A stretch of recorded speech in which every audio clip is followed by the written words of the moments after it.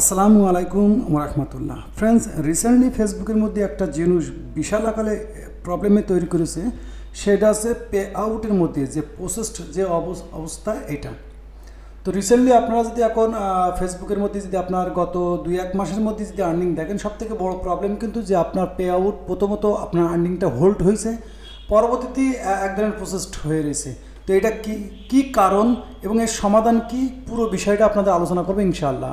ওকে, তো প্রথমত বলবো যে এই ইস্যুটা রিসেন্টলি বেশি দেখা যাচ্ছে, 1-2 মাস ধরে বেশি দেখা যাচ্ছে, আর বেশি থেকে বেশি হোল্ড হচ্ছে, তারপরে প্রসেসড হয়ে যাচ্ছে।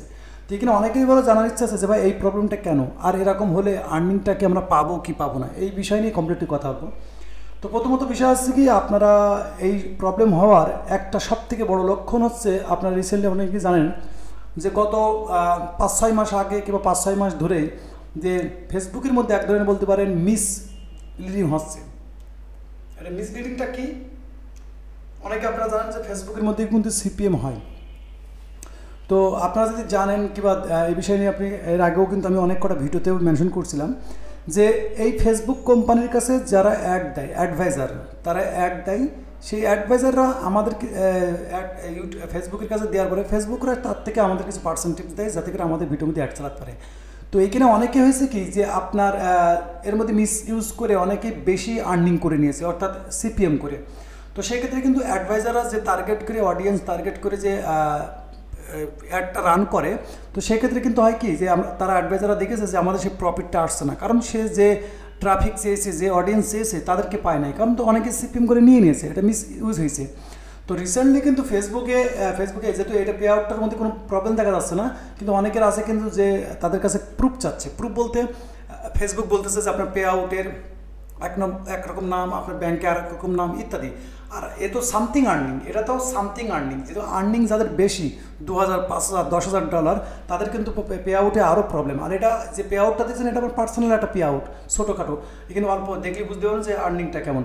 তো ছোটোখাটো একটা পে আউট, তো যাদের বড় পে আউট তাদের তো একরকম প্রবলেম। এখন বিষয় হচ্ছে কি, এই যে প্রসেসড হয়ে রয়েছে, তো সেই ক্ষেত্রে কী হবে, কারণ ফেসবুকের যে একটা বড় ধরনের একটা জরিমানা গেছে, আপনারা অনেকেই জানেন, সেটা যে অ্যাডভাইজাররা তাদেরকে এক ধরনের বলতে পারেন যে কী বলে, এক ধরনের বলতে পারেন যে তাদের পুরো কেস হয়েছে।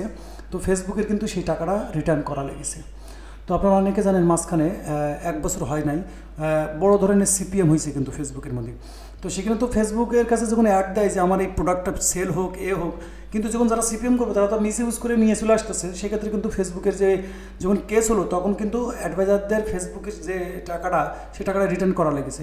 তো আমাদের মাসে পেমেন্ট তো মাসে দিয়ে দিয়েছে, তো এখন ফেসবুক চাচ্ছে যে এই টাকাটা কিন্তু আমাদের কাছ থেকে আদায় করা হবে। কেমন করে, যে আপনার যে পে আউটের যে প্রবলেম, এই পে আউটটা যদি আপনার লিগাল থাকে, অর্থাৎ আপনি বলতে চাচ্ছেন পে আউটে যে তথ্য দেওয়া আছে এই তথ্য সঠিক আছে, তো সেই ক্ষেত্রে কিন্তু আপনার প্রবলেম, আমি মনে করি যে আর্নিংটা চলে আসবে ইনশাল্লাহ, আশা করি। কারণ গত মাসেও কিন্তু অনেকে জানেন যে পে আউট নিয়ে মেলা ঝামেলা ছিল, হোল্ড ছিল, তারপরে পেমেন্ট করেছে। তো এখন যে প্রসেসটা হয়ে রয়েছে, অনেকেই আমার কাছে মেসেজ দিয়েছে, আমি ছোটো করে ভিডিও দিয়েছি, তারপর বলছে ভাই এই প্রবলেমটা কেন আসতেছে। এখন এই প্রবলেমটা কেন আসতেছে, এর মূল কারণ আছে যে অনেকেই যে মিস ইউজ করে 100 জায়গায় 1000 আর্নিং করে নিয়েছে। তো এটা তো মিস ইউজ হচ্ছে, মিস ইউজের জন্য যে অ্যাডভাইজাররা যে ফেসবুককে টাকা দিচ্ছে, সেই টাকা তো তারা ইনক্রিজ করতে পারছে না। এই জন্য কিন্তু কোর্টে কেস হয়েছে, কেস হওয়ার পরে কিন্তু এই টাকাটা ফেসবুকের অ্যাডভাইজারদের আবারকে রিটার্ন করে দিতে হয়েছে। সেক্ষেত্রে কিন্তু আমাদেরকেও টাকা দিয়েছে, তো এখন এই জরিমানাটা কে গুনবে। তো ফেসবুক চাচ্ছে যে এখন প্রপারলি যার পে আউট আছে, পে আউট যাদের সাকসেসফুল না থাকবে 100%, অর্থাৎ আপনার পে আউট এক নামে, তারপরে ব্যাংক এক নামে, পেজ অন্যরকম ইত্যাদি, যদি আপনার কাছে প্রুফ চাওয়া হবে, অনেক আমার কাছে যেহেতু প্রুফ চাই না, আপনার যেটাই প্রুফ চাবে সেই প্রুফ যদি না দেখাতে পারেন, সেক্ষেত্রে হয়তো আর্নিং পাওয়া বড় টাফ হয়ে যাবে। আপাতত যাদের এই প্রসেসটা, এটা নিয়ে আমি মনে করবো টেনশন করেন না। যদি আপনি একদম রিয়েল ইউজার হন, তো ইনশাল্লাহ আপনি কাজ চালিয়ে যান, ইনশাল্লাহ এর একটা সমাধান আসবে খুব দ্রুত। আর যখনই আসবে আপনিও জানতে পারবেন, ইনশাল্লাহ আমিও আপডেট করার চেষ্টা করবো।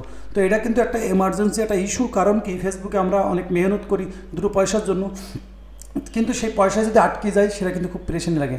আর এই প্রবলেম কাদের হয়েছে অবশ্যই কমেন্ট করবেন, কাদের হয় নাই তারাও কমেন্ট করবেন, ইনশাল্লাহ এটা নিয়ে আবার নেক্সট একটা ভিডিও আসবে।